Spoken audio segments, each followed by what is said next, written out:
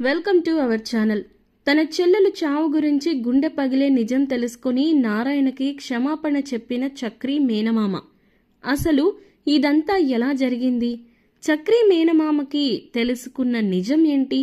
నారాయణకి ఎందుకు క్షమాపణ చెప్పవలసి వచ్చింది? మన ఫేవరెట్ సీరియల్ పొదరిల్లులో ఏం జరిగింది ఈ ఎపిసోడ్లో అనేది తెలుసుకోవాలి అనుకుంటే ఈ వీడియోని ఫస్ట్ నుంచి చివరి వరకు స్కిప్ చేయకుండా చూసేయండి. అప్పుడే సీరియల్లో ఏం జరిగింది అనేది మీకు క్లియర్గా అర్థమవుతుంది. అలాగే దానికన్నా మీరు చేయవలసిందల్లా మన ఈ ఛానల్ని ఫుల్గా సబ్స్క్రైబ్ చేసుకోండి. అప్పుడే మీకు ఛానల్ నుంచి ప్రతి వీడియో అప్డేట్ రీచ్ అవుతుంది, లేదంటే మిస్ అయిపోతారు. ఇక పొదరిల్లో సీరియల్ అప్డేట్స్ అన్నీ మీకు టైం టు టైం వచ్చేయాలి అంటే మన ఈ ఛానల్ని ఇప్పుడే సబ్స్క్రైబ్ చేసుకోవడం వల్ల మీకు ఖచ్చితంగా టీవీలో కన్నా ముందే మీరు చూడొచ్చు. ఇక అందమైన డిజైన్ గాజులు వీడియో చూపిస్తూ సీరియల్లో ఏం జరిగిందో చెప్పబోతున్నాను. మరి ఇక వీడియోలోకి వెళితే గనక ఇక ఫ్యామిలీ అంతా కూడా రుద్రవరానికి వెళ్తారు. వెళ్ళిన తర్వాత ఇంకప్పుడు మొత్తం పూజ జరిపిస్తూ ఉండగా ఇక ఆ నోట ఈ నోట తెలుస్తుంది కదా చిన్న గ్రామం రుద్రవరం అంటే. అలాగే ఇదిగో నారాయణని చూసిన ఒక వ్యక్తి అయితే ఇక అప్పుడు వెంటనే వెళ్ళి చక్రి వాళ్ళ మేనమామకి చెప్తాడు, అయ్యా అయ్యా మీ బావని నేను గుళ్ళో చూశాను అంటే ఇంకా చొక్కా కాలర్ పట్టుకొని ఏం మాట్లాడుతున్నావురా, ఎవర్రా బావా, ఎవరికి రా బావా, అయినా నువ్వెప్పుడు చూసావు, వాడికి ఈ ఊర్లోకి వచ్చేంత ధైర్యం వచ్చిందా అని చెప్పి చక్రి వాళ్ళ మేనమామ అయితే ఇంకా ఆ పాలేరుని చొక్కా పట్టుకొని మరీ నిలదీస్తూ ఉంటాడు. అయ్యా అయ్యా నిజమయ్యా, నాకు కళ్ళారా చూశాను, అంతేకాదు నారాయణకు పిల్లలు కూడా అనుకుంటాను, మీ బావాను అలాగే పిల్లలు కోడలు గారు కూడా వచ్చారు అని చెప్పి అనేసరికి ఒక్కసారిగా కోపంతో రగిలిపోతాడు. ఇక అలాగే వాళ్ళ చెల్లెలు ఫోటో దగ్గరికి వెళ్తాడు. ఫోటో దగ్గరికి వెళ్ళి, చెల్లి నిన్ను చంపిన వాడు ఈ ఊర్లోకి వచ్చాడంట, వాడిని ఇప్పుడే నరికి పడేస్తాను, ఎన్నాళ్ళు ఎక్కడున్నాడో తెలియక దాక్కున్నాడు, వాడి కోసం వెతకని ఊరు లేదు, వెతకని జాడ లేదు, వాడు ఇన్నాళ్ళకి ఈ ఊరు వచ్చాడు, ఇప్పుడు ఏం మొహం పెట్టుకొని వచ్చాడో, ఏం చేద్దామని వచ్చాడో, ఇప్పుడు వాడిని అడ్డంగా నరికేస్తాను అని చెప్పి వాళ్ళ చెల్లి ఫోటో దగ్గర పెట్టిన కత్తి తీసుకొని ఇక బయలుదేరతాడు. బయలుదేరేటప్పటికి ఇంకక్కడ నారాయణని చూస్తాడు. చూసి, రే నిన్ను నేను చంపేస్తాను రా, నీ చావు నా చేతిలోనే ఉందిరా, నిన్ను చంపకుండా వదిలిపెట్టనురా, నా చెల్లెల్ని నాకు దూరం చేసి ఇక మమ్మల్ని జీవితాల్ని నాశనం చేసిన నువ్వు ఏం మొహం పెట్టుకొని మళ్ళీ ఈ ఊరొచ్చావు, నువ్వు నీ పిల్లల్ని తీసుకొని ఎప్పుడో ఈ ఊరు నుంచి పారిపోయావు, నిన్ను అంత ఈజీగా వదిలిపెడతాను అనుకుంటున్నావా అని చెప్పేసి ఇంక మనుషుల్ని తీసుకొని కూడా వస్తాడు. ఇక వాళ్ళందరినీ పట్టేసుకుంటారు. నారాయణని పట్టేసుకొని ఇంకా కత్తి తీసి నరకబోతుంటే చక్రి వస్తాడు. చక్రి చెయ్యి అడ్డం పెట్టి ఇంకా కత్తిని ఆపి ఇక పక్కకు తీసుకెళ్ళి లాక్కెళ్ళిపోతే ఇంకప్పుడు, రే ఎవడరా నువ్వు మా నాన్నని కత్తెత్తావు మా నాన్న మీద అని చెప్పంటే, నువ్వు వాడి కొడుకువా అంటే నా మేనల్లుడువా అని చెప్పేసి ఇంకా అలా అంటుంటే ఇంక ఏం అర్థం కాక అలా ఉంటాడు. కానీ వినడు చక్రి మేనమామ. వినకుండా నారాయణ మీదకి వెళ్ళిపోతుంటే ఇంకా మాధవ అలాగే కేశవ అలాగే చక్రి వీళ్ళ ముగ్గురు ఫైటింగ్ చేస్తారు. ఇంకా వాళ్ళతో మనుషులతో ఫైటింగ్ చేసి ఇంకా చక్రి మేనమామని ఆపే ప్రయత్నం చేస్తే ఇంకప్పుడు అతను ఆగడు అయినా కూడా. కానీ చక్రి వాళ్ళేమో మొత్తం అందరూ కలిసి మనుషుల్ని కూడా కొట్టేసి ఇకప్పుడు కొంచెం ఆగిపెట్టడానికి ఇచ్చేస్తుంటే ఇకప్పుడు ఊర్లో జనాలు ఉంటారు కదా, అప్పటికే వచ్చేస్తారు. వచ్చి ఇంకా చక్రి మేనమామని కూడా ఆపుతారు. ఆపి, ఏంటయ్యా ఇది, ఇన్ని సంవత్సరాల తర్వాత మీ బావ ఈ ఊరికి వస్తే అతని మీద కత్తి దూవుతున్నావు, ఇది ఏమైనా సరైన పద్ధతేనా, అసలు ఎందుకు ఇలా చేస్తున్నావు అని అంటే, ఏమయ్యా మీరందరూ మర్చిపోయారేమో నా చెల్లెలు చావుని, కానీ నా చెల్లెల్ని చంపిన వీడు మాత్రం బతకడానికి వీల్లేదు, ఎట్టి పరిస్థితుల్లోనూ బతకడానికి వీల్లేదు, నేను చంపేస్తాను, వీడి చావు నా చేతిలోనే ఉంది, ఎన్నాళ్ళు వీడెక్కడున్నాడో నాకు తెలియలేదు, ఎన్నో ఊర్లు ఎతికాను, ఎంతగానో గాలిపిచ్చాను, కానీ ఉన్నాడో లేడో కూడా చచ్చాడేమో అనుకొని వదిలేశాను, కానీ ఇన్నాళ్ళు ఇంత దారుణంగా బతికే ఉన్నాడని నేను అనుకోలేదు, నా చెల్లి చావుకి కారణమైన వీడిని చంపితేనే కానీ నా చెల్లెలి ఆత్మకి శాంతి ఉండదు, నాకు మనశ్శాంతి ఉండదు అని చెప్పేసి మళ్ళీ ఇదవుతుంటే ఇంకా అందరూ కలిసి ఆపుతారు. ఇక అప్పుడు ఇక కత్తిని తీసుకొని ఒక వ్యక్తి అయితే కిందకి నేల మీద పడేస్తాడు. ఏంటయ్యా నువ్వు, నీ ఆవేశం, ఇప్పుడు నువ్వు చంపేసి జైలుకి వెళ్దాం అనుకుంటున్నావా అని చెప్పి అనగానే ఇంకప్పుడు మాధవ దగ్గరికి వచ్చి, చూడండి మీరేమవుతారో కూడా నాకు తెలీదు, కానీ మా నాన్న చేసిన తప్పుకి పాపం ఆయన జైలు శిక్ష అనుభవించారు. అవును, మా అమ్మని చంపడం తప్పే, అందుకే ఇంతకాలం కూడా ఆయన్ని ఎంతగానో మేము శిక్షించాము మాటలతో, అలాగే చట్టం కూడా శిక్షించింది, ఇంకా ఎంతకాలం అని ఇచ్చేస్తాం చెప్పండి అని చెప్పేసి అంటాడు మాధవ. రే, నువ్వు నీ తల్లిని మర్చిపోయినా నేను నా చెల్లెలిని మర్చిపోలేను, నీ తల్లిని చంపిన వాడిని నువ్వు క్షమించినా నేను క్షమించను నా చెల్లెల్ని చంపిన వాడిని అని చెప్పేసి మేనమామ అంటాడు. ఇక అప్పుడు ఈ విషయం అయితే గుడిలో గొడవ అవుతుంది. అలాగే మీ అల్లుడు వచ్చాడు అని చెప్పేసి ఇక చక్రి అమ్మమ్మకి చెప్తారు ఒక అతను వెళ్ళి ఊర్లో. ఏం మాట్లాడుతున్నావయ్యా, నా అల్లుడు వచ్చాడా, నా మేనల్లుళ్ళు వచ్చారా అని చెప్పి, అదే నా మనవాళ్ళు వచ్చారా అంటే, అవును, అంతేకాదు నీ కొడుకు వెళ్ళి ఓ రాద్ధాంతం చేస్తున్నాడు అక్కడ, మీ అల్లుడిని చంపడానికి ప్రయత్నిస్తున్నాడు అని చెప్పి అనగానే ఒక్కసారిగా షాక్ అయిపోతుందామా. షాక్ అయిపోయి, ఏం మాట్లాడుతున్నావయ్యా, నేను ఇప్పుడే బయలుదేరుతున్నాను అని చెప్పేసి ఉరుకులు పరుగుల మీద ఇంక గుడికి వచ్చిద్ది.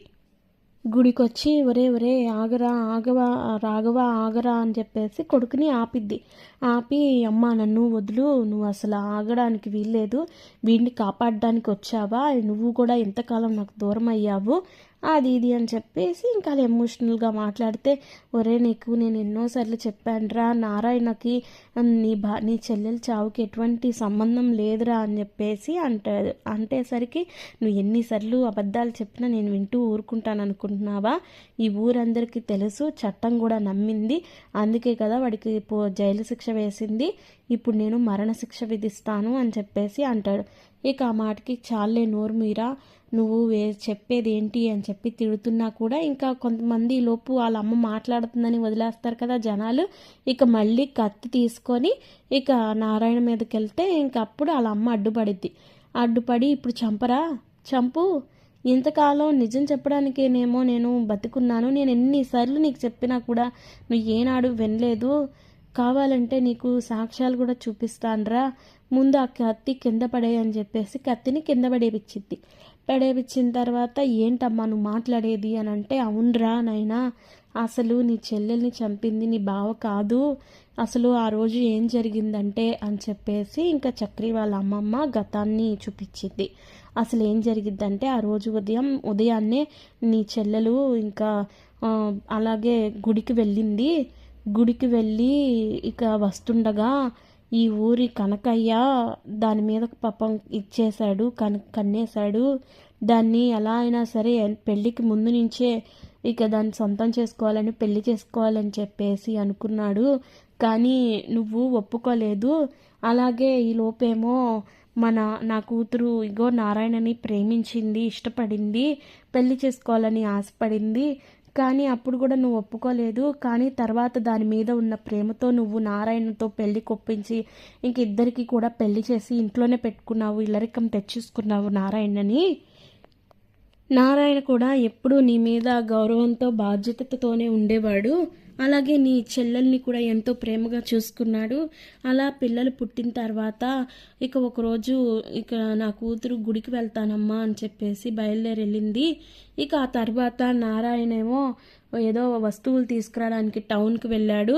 ఇక అప్పుడు వచ్చేటప్పటికి కూతురు ఇంకా రాలేదని చెప్పి అడిగితే, ఇలా గుడికి వెళ్ళింది నాయన పొద్దున్ననగా, ఇంకా ఇంటికి రాలేదు, అసలు ఏమైందో ఏంటో తెలియట్లేదు బాబు అని చెప్పేసి ఇంకా ఆ విధంగా వెళ్ళారు. ఇక ఈలోపు గుడికి వెళ్ళిన తర్వాత అసలుకి ఏమైందా అని నేను కూడా వెళ్ళాను, కానీ ఈలోపు దాన్ని కనకయ్య ఇబ్బంది పెట్టి ఇక గుడి వెనక్కి తీసుకువెళ్ళి ఇచ్చేయడానికి ప్రయత్నించాడు. అప్పుడు నారాయణ వెళ్ళి అడ్డుకున్నాడు, వాడిని కొట్టాడు. కానీ ఈలోపు ఆ కత్తి తీసుకొని ఇక మీ చెల్లెల్ని ఇంకా మెడ మీద నరికేశాడికి అప్పటికక్కడే కుప్ప కూలిపోయింది ఆ మనిషి. ఇక అప్పుడు నాకు అసలు ఏం చేయాలో అర్థం కాలేదు, అందుకే ఊర్లోకి వెళ్ళాను జనాల్ని తీసుకురావడానికి. నారాయణ మాత్రం పాపం అక్కడే ఉన్నాడు దానికి తోడుగా. ఈ లోపు కనకయ్యేమో ఆ కత్తిని అక్కడ పడేసి వెళ్ళిపోయాడు. ఆ కత్తినేమో ఇక తీసుకొని ఆ కనకయ్యని నరికేయడానికి కొంత దూరం వెళ్ళాడు, కానీ తన భార్య ఎక్కడ ఒక్కతే ఉందన్న ఉద్దేశంతో కత్తిని కూడా అక్కడే వదిలేసి వెళ్ళాడు. అలా ఆ కత్తి మీద ఇక నారాయణ చేతివేళ్ళు ఉన్నాయి కాబట్టి అతన్నే జైలు శిక్ష వేశారు. అంతేకాదు నారాయణ ఎందుకు మాట విప్పలేదు తెలుసా? తన భార్యని ఇబ్బంది పెట్టాడు అన్న విషయం ఊరందరికీ తెలిస్తే తన భార్య పరువు పోతుంది, తన బిడ్డల పరిస్థితి ఏంటి అని ఆలోచించి ఆ మనిషి నోరు మెదపకుండా ఉండిపోయాడు. అంతే తప్ప అసలు ఇదంతా చేసింది ఆ కనకయ్యే తప్ప నారాయణ కాదు. కానీ చేయని నేరానికి భార్యని పోగొట్టుకున్నాడు, ఇంకా తను కూడా శిక్షని అనుభవించాడు. పిల్లల జీవితాలు ఎక్కడ మభ్యపడిపోతాయో, భార్య పరువు ఎక్కడ పోతుందో ఒక వ్యక్తి ఇలాగా ఇబ్బంది పెట్టాడని తెలిస్తే తన భార్యని ఎవరైనా ఏమైనా అనుకుంటారేమోనన్న కారణంతో ఇంతకాలం మాట్లాడలేదయ్యా. అంతే తప్ప ఇంకా ఎవరి దగ్గర మాట్లాడలేదు తప్ప వేరే ఉద్దేశం కాదు అని చెప్పేసి ఇంకా చక్రి వాళ్ళ అమ్మమ్మ చెప్పిద్ది అందరి ముందు, ఊరందరి ముందు. దాంతో ఇంకా చక్రి మేనమామ ఒక్కసారిగా ఇంకా కత్తి వదిలేసి కుమిలిపోతాడు కింద కూర్చొని. బాబా అని చెప్పి ఇంకా నారాయణ దగ్గరికి వస్తాడు. నన్ను క్షమించు బాబా, నేను చాలా పెద్ద తప్పు చేశాను, నేను అస్సలు ఊరుకోను, ఆ కనకయ్యని నరికేస్తాను అంటే ఇక అప్పుడు నారాయణ అంటాడు, నరుక్కోడాలు ఉండకూడదనే కదయ్యా ఆ శిక్షని నేను అనుభవించాను. నీ చెల్లెలకి ఎక్కడ చెడ్డ పేరు వస్తుందోనని, నా భార్య వల్ల ఇంకా ఈ సమాజంలో ఇంకా ఎంతమంది ఆడపిల్లలు బలవకూడదన్న కారణంతో నేను ఇది చేశాను. నా భార్య ఏ తప్పు చేయలేదు అని నేను అందరికీ చెప్పాలి కదా, అందుకే నేనే ఇంకా ఆ శిక్షని వేసుకున్నాను. నా భార్యని చంపి నేనే జైలుకి వెళ్ళాను అనే ఈ ఊరందరిలోనూ ఉండిపోని అని నేను మౌనంగా ఉండిపోయానయ్యా. నువ్వు ఈ రోజున మళ్ళీ ఆడిని చంపి జైలుకి వెళ్తావా ఏంటి? ఆల్రెడీ నేను శిక్షని అనుభవించేశాను కదా అని చెప్పి అంటే ఇంకప్పుడు లేదు, ఈ విషయంలో ఆ కనకయ్యకి శిక్ష పడాల్సిందే. నీకు తల్లి లేని పిల్లల్ని చేసేసాడు, అలాగే నీకు భార్యని దూరం చేశాడు, నాకు చెల్లెల్ని దూరం చేశాడు. కానీ ఇంతకాలం ఆ కనకయ్య మాత్రం ఈ ఊర్లో పెద్ద మనిషిగా చలామణి అవుతున్నాడు. అలాంటి వాడిని ఎలా ఊరుకుంటాము అని చెప్పేసి ఇంకా ఆ విధంగా అంటాడు చక్రి మేనమామ అయితే. ఇక అప్పుడు చక్రి కూడా అంటాడు, మా అమ్మని చంపిన వాడిని మేమెలా ఊరుకుంటాం మావయ్య, అస్సలు ఊరుకోము, ఇప్పుడే వాడి అంతు చూస్తాము అని చెప్పేసి అంటారు. నారాయణ ఆపడానికి ప్రయత్నిస్తారు. వద్దురా, వాడు మనిషి కాదు, మృగం. అలాంటి వాడికి మనం ఎంత దూరంగా ఉంటే అంత మంచిది. కాబట్టి ఈ విషయంలో ఎవరు కూడా వాడి జోలికి వెళ్ళొద్దు అని చెప్పి అంటారు. ఇక అప్పుడు దగ్గరకు వచ్చి, బావా నన్ను క్షమించు, ఇంతకాలం నీ మీద నేను ఎనలేని పగ పెంచుకున్నాను, నువ్వు కనిపిస్తే అక్కడికక్కడ నరికేయాలనుకున్నాను, కానీ ఇంతకాలం నువ్వు ఈ తప్పు చేయలేదని నేను గ్రహించలేకపోయాను బావా.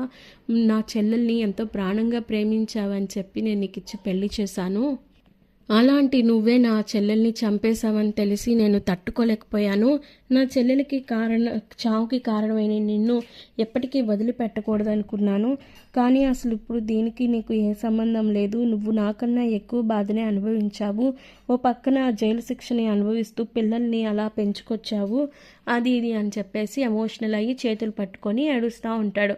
లేదు బావా, అసలైన కష్టం నీదే. నీ చెల్లెల్ని నువ్వు ఎంత ప్రాణంగా చూసుకున్నావో నాకు తెలుసు. తన కాలు కింద పెడితే ఎక్కడ కందిపోతుందోనని నువ్వు అస్సలు ఇది చేసేవాడివి కాదు. నాకు తెలీదా ఏంటి? నువ్వు అలా బాధపడద్దు. కానీ ఏం చేస్తామో ఆ భగవంతుడు నా భార్యకి అంతే రాసి పెట్టాడు అనుకుంటున్నాను. ఇదిగో ఇన్నాళ్ళ తర్వాత కూడా మాధవ్కి ఇక పెళ్లి సంబంధం కుదరట్లేదు, వాడికి ఎట్లా అయినా సరే జాతకం క్లియర్ అవ్వాలి అని చెప్పేసి వచ్చాము, అమ్మవారికి మొక్కు తీర్చుకుందాం అని చెప్పేసి అంటూ ఉంటారు. ఇక అప్పుడు చక్రి అలాగే కేశవ ఇద్దరు కూడా వాడిని అస్సలు వదిలిపెట్టకూడదు, వాడు చేసిన తప్పుకి శిక్షని అనుభవించాల్సిందే అని చెప్పేసి ఇక ఎట్లా అయినా సరే పంచాయతీలో పెట్టించాలని చెప్పి ఇంకా అతన్ని కనకయ్య ఎవరు ఏంటి అని కనుక్కొని ఇక అతని ఇంటికి వెళ్ళి కొట్టుకుంటూ తీసుకొచ్చేసరికి ఇంతకీ ఏంటంటే అతనే ఆ ఊరికి సర్పంచ్. అయితే ఇంక ఈ విషయం ఎలా తేల్చాలి, మరి ఊరు పెద్దల ద్వారా కదా తెలియాలి అని చెప్పేసి అంటే ఇక అప్పుడు పోలీసులను పిలిచి ఇతనే మా అమ్మని హత్య చేశాడు, బలవంతం చేసి ఇంతకాలం మా నాన్న ఆ తప్పుని ఇచ్చేశాడు, కాబట్టి ఈ విషయంలో ఇతనికి శిక్ష పడి తీరాల్సిందే అని అంటే ఇక అప్పుడు అందరూ కలిసి అవును నిజమే, ఈ మనిషికి శిక్ష పడాలి, ఈ ఊర్లో ఎవరికి కూడా మానసికంగా ప్రశాంతత లేకుండా చేశాడు, ఇంతకాలం ఇతని ఆగడాలకి హద్దు పద్దు లేకుండా పోయింది.